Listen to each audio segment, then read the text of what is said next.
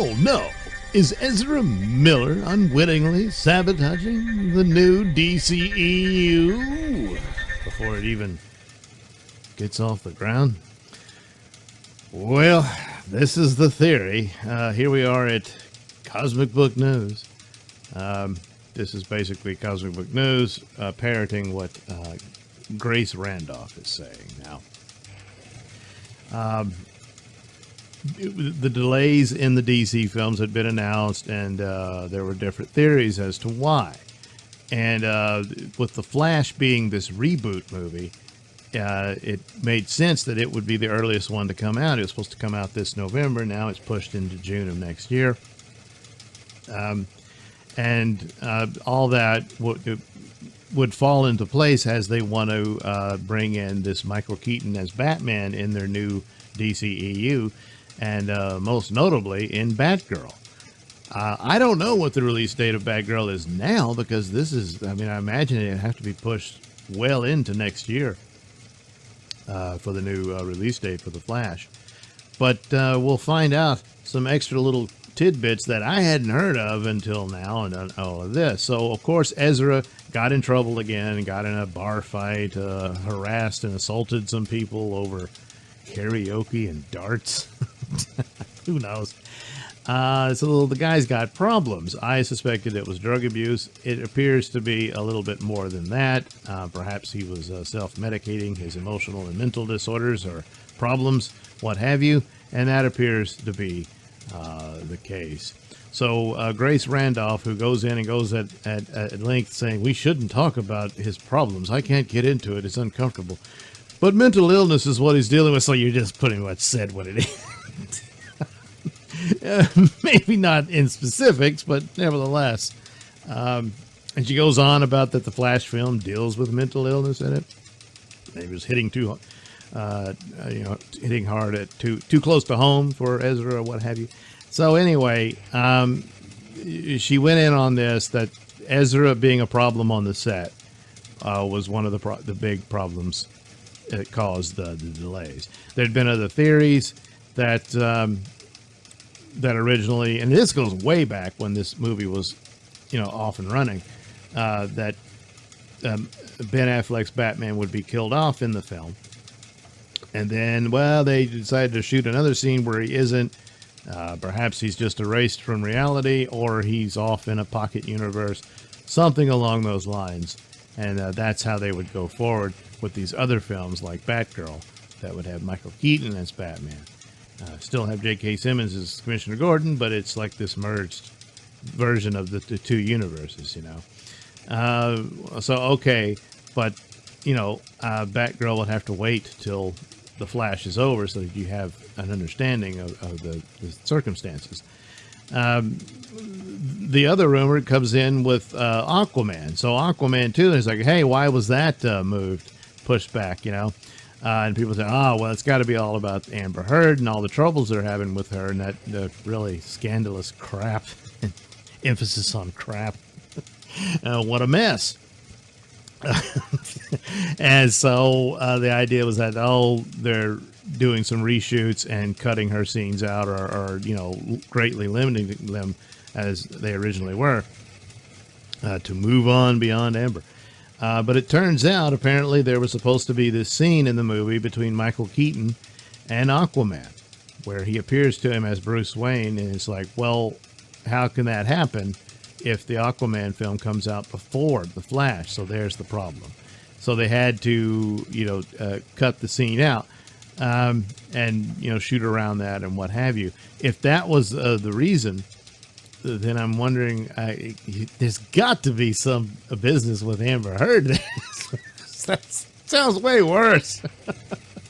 And so anyway, she goes in like, hopefully the scene would get picked up for the Flash movie itself, where it's in credit scene, and then there's Aquaman, and there you have an Aquaman appearance in the Flash movie, and Michael Keaton's talking to him for whatever reason that they had. So maybe they can do that. But it really it's just messing the thing up. So what was the deal? And she goes in, it's not being reshot or something like that, but it is. I mean, it was, we'd heard about reshoots and stuff. And the problem could come into that, it says Ezra Miller basically decided that he wanted to be left alone with everyone, including Hollywood. Meaning he wasn't available for reshoots. They were having problems to get him on the set. You know? So if it's something like that, then yeah, and they're trying to get him to get back into... this may be a case where he hasn't been available all this time for them to do the necessary reshoots that they need to change the course of the film, and that sort of thing. As far as the visual effects, she says, "Oh, it's certainly a factor." I don't think it is. I just don't believe that. There's been plenty of other movies that were done during the time of COVID. We got the Batman that was done during the COVID. All that stuff. I mean, there's a lot of more special effects in a Flash movie than there is in that movie, but there's a lot of special effects in Fantastic Beasts, and that's coming out, right now or in April. So I'm just not really buying that. That's a huge factor in all of this. I don't know. It's just DCEU just can't catch a break. This type of stuff keeps happening. It's Amber Heard and Ezra Miller, and hell, even Will Smith. He wants to come back as Deadshot. But then he slaps Chris Rock. At least Will Smith took away the thunder of the Ezra Miller story. But the problem is he's unpredictable in his behavior, and they're just sort of stuck. There's really not much they can do about it. Probably should have recast the role some time ago, but here we are. But then again, he's also a part of their other property, their Harry Potter property with Fantastic Beasts. So I guess they, didn't want to burn bridges with the guy. But he's got serious problems and doesn't seem to be handling them very well. So I don't know. So I guess the Shazam and Black Adam movie should be all right. Just don't know.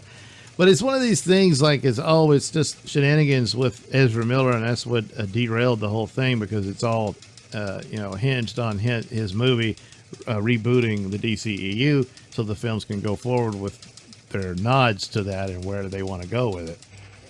But now they can't. It's all out of order and everything because of Ezra, rather than the hope that it was, saving the Ben Affleck version of Batman for something later, and hopefully shooting some scenes of Superman. A lot of people have said, no, that's a done deal. That happened. Henry Cavill came in and shot some scenes of Superman, certainly within the Flash movie.